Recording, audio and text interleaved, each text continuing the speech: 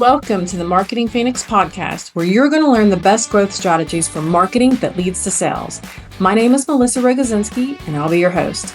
Before we dive in, please be sure to click that follow button and subscribe to our show. Also, please remember to download and share your favorite episodes and tag RPC Strategies on LinkedIn. 5-star ratings are always welcome. Today's episode is part of our growth marketing series, and the topic is marketing operations. We'll be discussing why investors should care about revenue operations. If you're a venture capital or growth equity investor building a B2B tech portfolio, this episode is for you. How would you like to see a 25% increase in qualified leads, a 50% or better inbound deal rate? How about a 33% close rate on your deals? Daily advancements in technology and artificial intelligence have taken the private equity industry by storm. But while the potential is massive, many startups in this space face significant challenges when it comes to driving revenue. That's where revenue operations comes in. Today, I'm going to walk you through how evaluating a company's marketing and sales infrastructure can help you make smarter, more strategic investments and support the growth of your portfolio. By the end of this episode, you'll have tools to identify whether a company has the right foundation for growth or if it's going to need serious work to deliver return on your investment. Let's dive into 3 key areas that investors need to consider. Number 1, the growth team. Let's talk about the people behind the business. It's one thing to invest in a company led by a visionary founder with an Ivy League degree and a brilliant product idea, but vision alone doesn't drive revenue. You need to dig deeper. Does this company have experienced professionals who understand the nuances of B2B marketing and sales? Are marketing efforts aligned with sales goals, or are they siloed? Do they use a targeted, strategic approach, or are they just throwing spaghetti at the wall to see what sticks? Here's a stat for you. When sales and marketing are properly aligned, companies can see a 36% increase in revenue.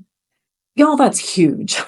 So as an investor, you have to ask yourself, is this team structured for success or is it going to need rebuilding? Now let's take a look at their technology, the tech stack as we call it.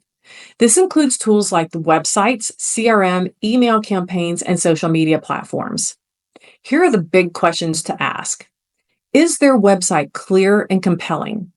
Would a target buyer understand the value of their product or service immediately? Are there strong calls to action, CTAs, on their site and other marketing materials? Is their CRM integrated with other tools to streamline workflows and manage leads efficiently? When done right, a well-built tech stack can reveal the buyer's journey and provide insights that lead to better deal conversions. But if the tech stack is disjointed or underutilized, it can cripple even the best growth marketing strategy. Number 3, let's talk about content, meaningful content. Content is often a window into a company's ability to connect with its target audience, but not all content is created equal. As an investor, you need to evaluate it through the eyes of a potential buyer. Ask yourself, does the content address real problems and solutions that matter to the audience? Are they consistent with their messaging across their website, social media, and other channels? Is there a clear call to action driving leads to take the next step? The right content strategy doesn't just build brand awareness.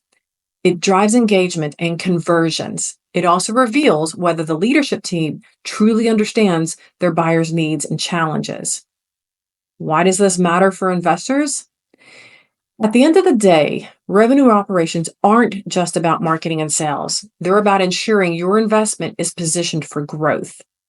A strong growth team, a well-integrated tech stack, and meaningful, targeted, client-centric content are critical indicators of whether a company can scale effectively or if it's going to burn through capital without much to show for it. When you're evaluating a company, take a hard look at these areas. Is their tech stack working as a seamless system, or are they missing valuable leads because their CRM isn't integrated? Does their content strategy speak to the real buyer needs, or is it just fluff? And most importantly, is their growth team equipped to drive revenue, or will you need to step in and rebuild it? Here's the bottom line.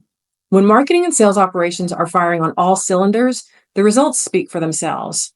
A 25% increase in qualified leads, a 50% or better inbound deal rate, and a 33% close rate on deals. As an investor, that's the kind of ROI you're really looking for. So the next time you're evaluating a startup, dig into their revenue operations. It could be the difference between a high performing portfolio company and a failed opportunity.